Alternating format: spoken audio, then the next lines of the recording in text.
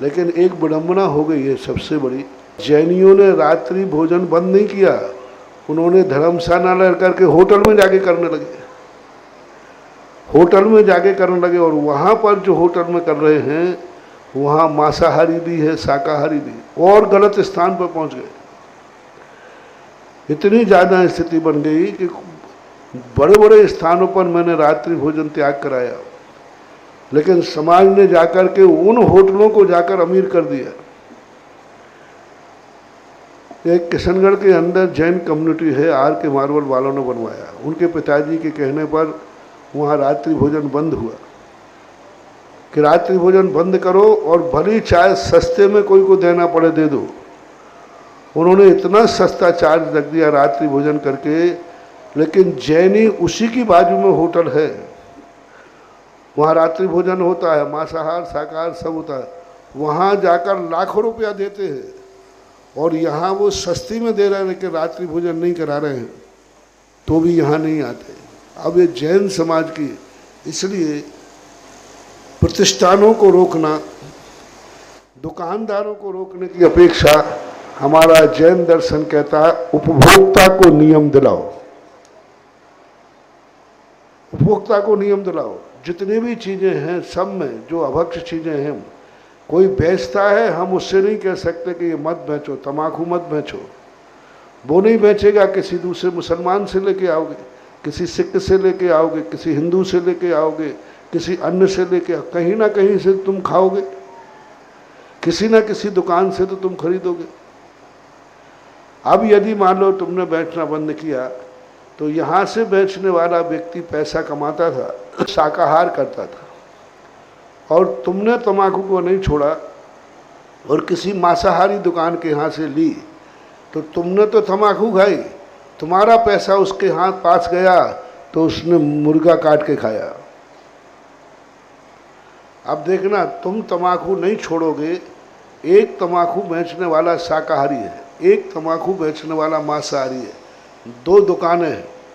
अब शाकाहारी दुकान की तम्बाकू बंद करा दी, उसने मांसाहारी से दुकान की, तम्बाकू की दुकान थी, और वह बेच करके घर में मांसाहार करता है। और यदि यहाँ से तुम खरीदते तो तुम तो तम्बाकू खाते ही, लेकिन वो जिसने तम्बाकू से पैसा कमाया वो पैसा गौशाला में जाएगा, शाकाहार में जाएगा, किसी गरीब के जाएगा, और वहाँ से खरीदोगे तो उससे मांसाहार होगा। अब आप बताएं, तम्बाकू की दुकान किसको करना चाहिए? शाकाहारी करेगा तो वो पैसा कमाएगा, गौशाला में भी जाएगा, दान में भी जाएगा, शाकाहार करेगा। मांसाहारी के यहाँ से खरीदोगे तो वो पैसे से मुर्गे कटेंगे, मछली बिके काटेगा, सब काटेगा, और तम्बाकू तो तुम कहीं ना कहीं खाओगे। इसलिए तम्बाकू बेचना, किसकी दुकान खुलाऊं? तम्बाकू की। जल्दी बोलो, फिर मत कहना कि महाराज देखो ये शाकाहारी आपका भगत तम्बाकू बेचता है। हाँ, फिर आप कहो गुटखा बेचता है। आप निर्णय कर लो। कई स्थानों पर ये बात हुई, कई चीज़ों के संबंध में बात, कि हम दुकानदारों के चक्कर में ना पड़े, हम तम्बाकू त्याग खाने वालों का त्याग कराएं तो दोनों दुकानें बंद हो जाएंगी। ये है जैन दर्शन का कंसेप्ट, ये जैन दर्शन का सिद्धांत है कि तुम खाने वाले को त्याग कराओ, बेचने वाले की तरफ मत जाओ। तुम जो खा रहा है जितना ज़्यादा, जब सब खाने का त्याग कर देंगे तो दोनों दुकानें अपने आप बेचना बंद कर देंगी।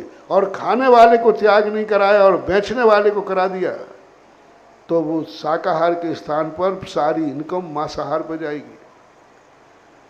अब हमें त्याग क्या कराना है? इन मंदिरों में, नशियों में, क्षेत्रों में रात्रि भोजन के त्याग कराने की अपेक्षा, क्योंकि ये रात्रि भोजन त्याग कराएं। देखना, रात्रि भोजन करके वो पैसा मंदिर में आया था, अच्छे कार्य में खर्च किया, और तुमने बंद कर दिया तो वह रात्रि भोजन उसने किया एक मांसाहार होटल में जाके और उसका मैनेजमेंट भी मांसाहारी, और वहाँ जाकर के तुम्हारे इनकम से उसने मांसाहार किया, उसने और भी पाप में खर्च किया, मिथ्या दृष्टि था। अब यहाँ विचार करने की बात है। इसलिए संस्थाओं की अपेक्षा, त्याग करने की अपेक्षा अब जैनियों को नियम दिलाएं कि आपको रात्रि में भोजन नहीं कराना है और रात्रि में बारात में भोजन नहीं कराना है। ये जैनियों को नियम दिलाओगे तो फिर ये तुम्हारा प्रश्न करना